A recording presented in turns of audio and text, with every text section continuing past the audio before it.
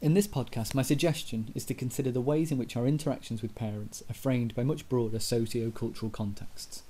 In particular, we might consider the ways in which culturally specific notions of what it is to be a parent and a teacher might colour these relationships.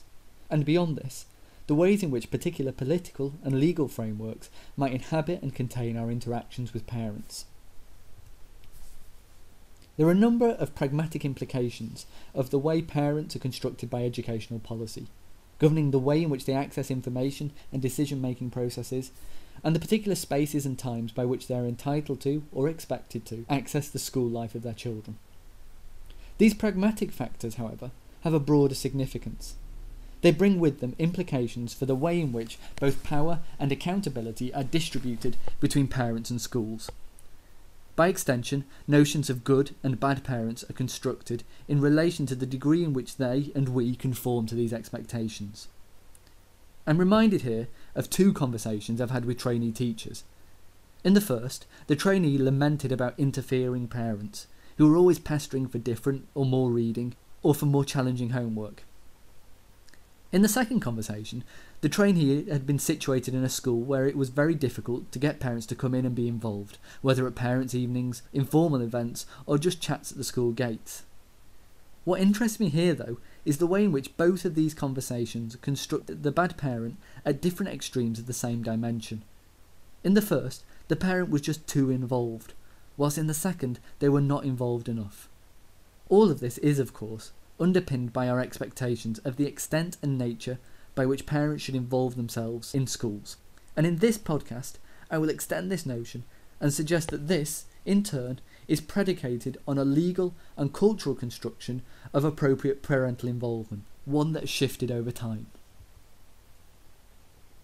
In the podcast, I'm going to talk you through what I see as 4 discursive eras in educational rhetoric around parents.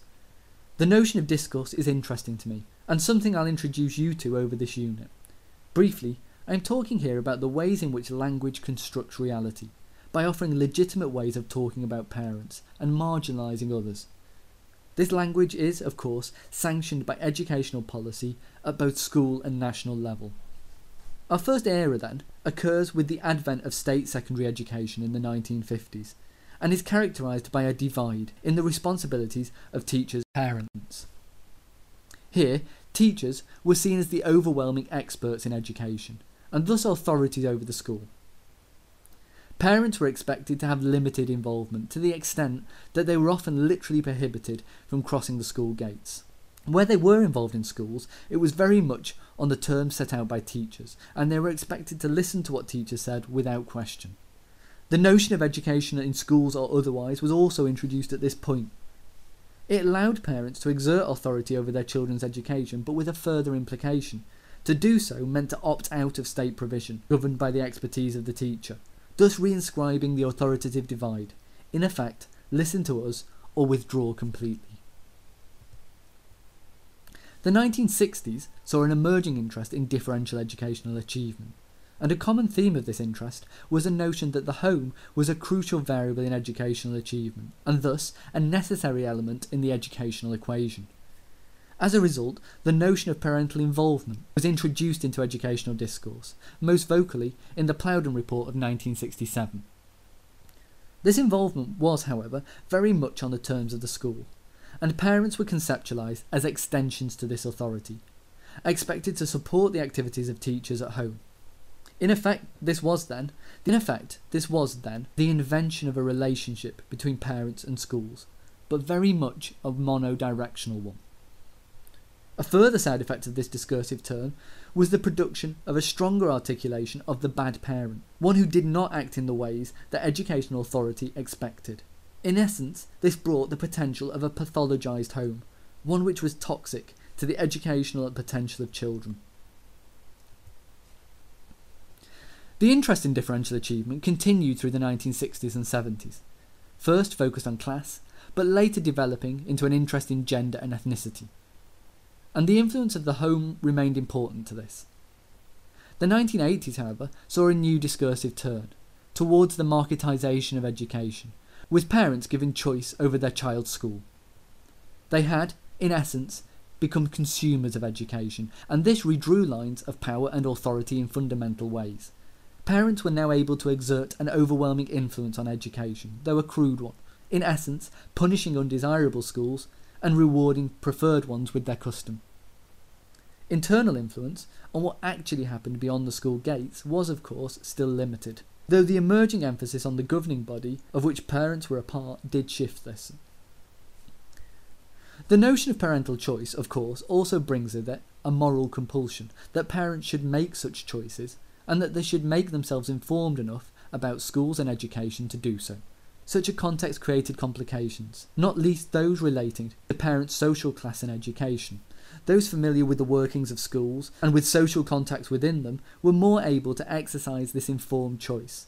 In practice, this favoured the middle classes, whilst those with less money, experience and fewer contacts were left, in Stephen Ball's terms, as disconnected choosers, exercising their rights without a firm foundation of understanding. In many ways, education from this point forward has followed the same trajectory, based around marketised and competitive provision. New Labour, however, introduced a new discursive turn, in the notion of partnership with parents. This, in turn, implied a more cooperative and mutual relationship, in which lines of authority are blurred. Both the school and the parents are intended to exercise the same degree of expertise over the child. In practice, of course, things are more complicated than this. Power dynamics are ever present in our interactions with parents, as expressed in the Walker and McClure article I've made available on Moodle.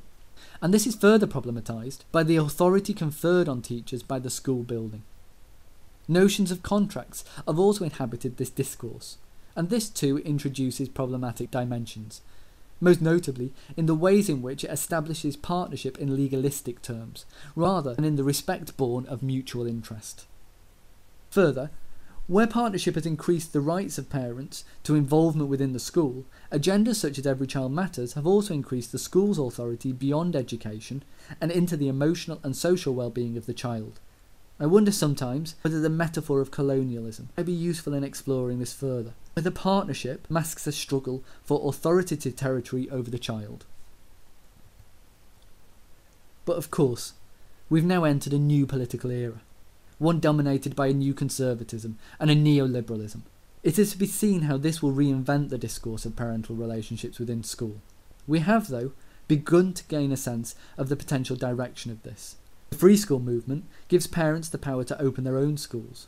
Nascent, and we'll see how widespread it becomes, this brings with it the capacity to short-circuit the authority of the teacher as distinct from the parent completely, perhaps completing the trajectory which began with consumerism and continued through partnership, and ends with the notion of parent as educator.